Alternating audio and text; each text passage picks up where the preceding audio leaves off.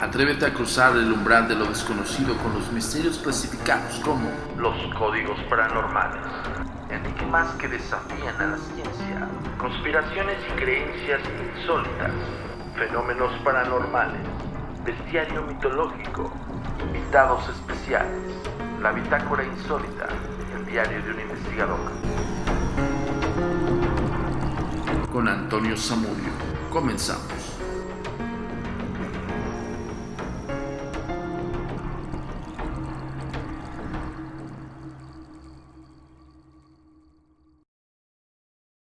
Pero no radica en el sentido de la sugestión. Ahí te voy a decir por qué, mi queridísimo Johanna. Porque podría ser, es una leyenda, es una crónica, es una narrativa de hechos que posiblemente no tiene sustento.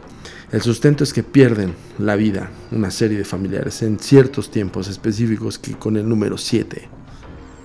Y no uno, hay como 4 o 6.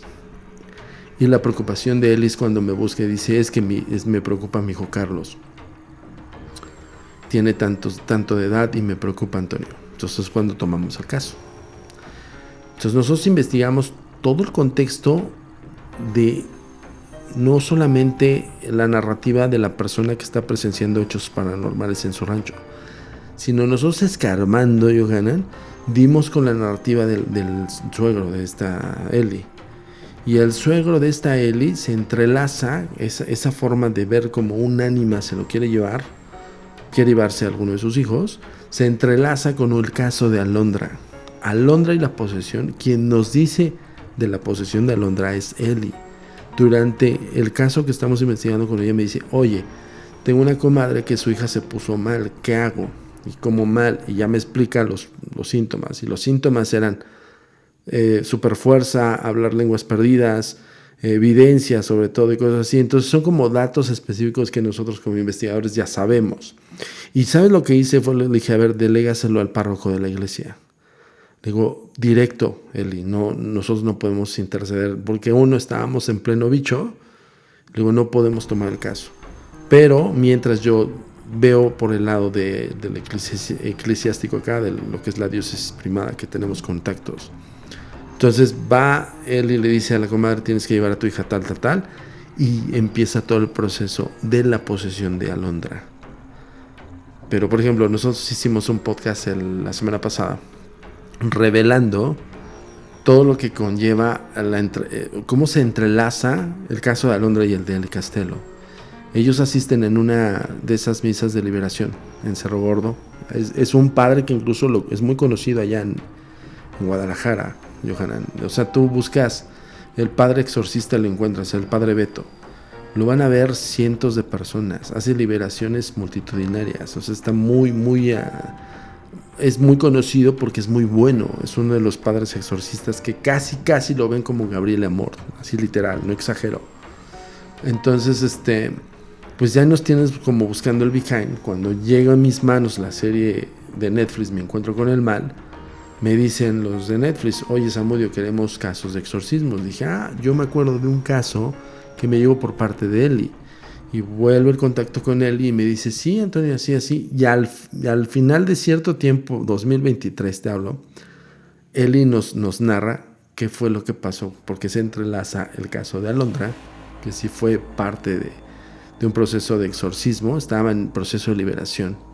Recuerdo que las juntas con Netflix era, oigan, pues tenemos este caso, y gracias a Alondra empezamos a hacer los trámites o las gestiones directamente de la diócesis primada. Yo ahí tuve contacto con Guillermo Barba. Fíjate cómo el caso te da el peso de todo eso, cabrón. Que no es como lo mismo como que, no, pues yo vi un programa, yo escuché que le sobaban acá las sienes y te entrabas al mundo espiritual, ¿no? Pues nada de eso es. Entonces, no quiero verme muy enredoso. El caso es de que Alondra y Eli se encuentran en una mesa de liberación, porque Eli dice, tengo que ir a ver al padre, porque esto ya está más cañón. Eso me lo contó Eli apenas, que me dice, Antonio, cuando llegamos a la oficina del padre, el padre te da de beber agua con sal. Y te dice, tómense esto, ¿no? Y dices, te pones, nosotros ya sabemos qué quiere hacer, es un filtro, es un primer filtro del padre. Toda gente que va a ver al padre Beto es porque presumiblemente está poseída. Entonces el padre hace un filtro y te da de tomar agua bendita con sal consagrada. Ese es el primer plano, y eso se lo hace pasar por todos, todo aquel que hable, que pide una cita. Nosotros hicimos el proceso de cita con el padre Beto, Johanan. Dimos con la notaría, que es una notaría como una oficina de gestión de la diócesis primada de Yam, y te hacen pasar por todo eso. Entonces tú dices, uy, es increíble, pero sí existe, cabrón. O sea, el padre sí lo hace.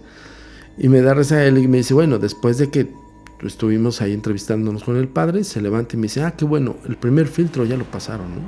O sea, te está checando si no estás poseído, cabrón. Luego van a la misa, dice, te quedan en la misa, se van, lo sienta hasta el fondo, en una banca, al inicio donde está la puerta, y en esa misa de liberación no sabía ni había llegado a Londra con su mamá, que es comadre de Eli Castello. Dice ahí Eli Castello, para quien quiera ver el capítulo, está ahí en nuestro canal de los Agentes de Negro, lo acabamos de subir, que se llama el desenlace entrecomillado o en pregunta, porque realmente es como cuando inicia el caso de Alondra. Entonces dice ella, que ella te lo platica así, Antonio, yo no he visto nada igual. O sea, yo ver a una persona serpentear su cuerpo como una serpiente fue impresionante. Dice, ver a una mujer cómo se desencaja la quijada y grita horriblemente al padre es horrible. Dice, yo no había visto cosas así. Ella dice, la expresión de ella es berreaban, Antonio, como si fueran gritos horribles de animales que jamás había visto, que había escuchado. Entonces imagínate toda la impresión que ella te narra en la misa de liberación que hace multitudinaria el padre. Total que pues vieron todo eso, ¿no? Entonces cuando termina la misa de liberación, el padre hace una sesión de exorcismo multitudinario a varios que estaban ahí. Él nos cuenta, coincidentemente con otra narrativa que ya teníamos por parte de Alondra, que un chico en estado de posesión y en proceso de liberación levitó. Y lo vieron todos los de ahí. Alondra nos confirmó ese testimonial años antes. Entonces yo entro en la coincidencia de hechos, que ese es donde partimos en el sentido, ahí están los hechos. O sea, aquí no hay nada de que es sui generis, o sea, no es un concepto de que a mí yo me lo imaginé o me lo contaron o yo creo, ¿no? Hay varios testigos. Total que para no estar más cansada, termina la misa de liberación. Alondra ya había sido liberada y sí coincide con las fechas del último testimonial que me dio Alondra, que fue justamente cuando me dijo, ya estoy liberada, ya. Pero ella no se acordaba del proceso después de esa liberación, queda vulnerable todavía el proceso. Por eso tiene que hacer como una especie de sanitización espiritual, por así decirlo, por parte del eclesiástico y de los familiares, ¿no? Entonces ella cae por tierra y vuelve a caer en crisis de posesión en ese momento, que está hablando Eli Castello con el padre al final de la misa. Ahí se dan cuenta que está en la misma misa. Le habla a la mamá y le dice, padre, otra vez mi hija cayó, ¿no? Y dicen que todos ellos asistiendo, su hijo de Eli Castello es un tipo fuerte. Johanan es un tipo como de 1.80, fornido, y escuchó y vieron todos que no podían contener a Alondra. Alondra es una niña como de 19 años, 20 años ahorita, menudita, delgadita. Incluso en el podcast que subimos esta semana, que de lunes, se dan cuenta que ella, su expresión, su corpulencia es delgadita.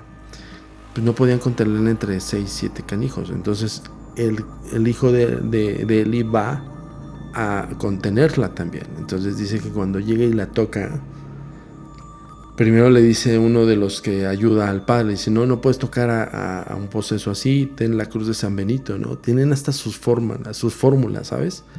Entonces, pues le dieron la cruz y todo el rollo, contuvo a Alondra, y en el momento que la tenía en su mano, voltea a Alondra y le dice a Carlos, el padre no va a ir a exorcizar su rancho. O sea, ver cómo se coinciden las cosas. La información que tenía el espíritu era justo de lo que iba a ver Eli Castello. y entre ellos no se habían hablado de los casos.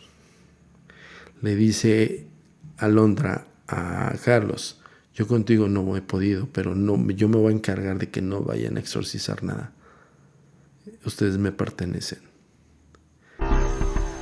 Tu comunicación con nosotros es muy importante. Ponemos a tu disposición las redes sociales.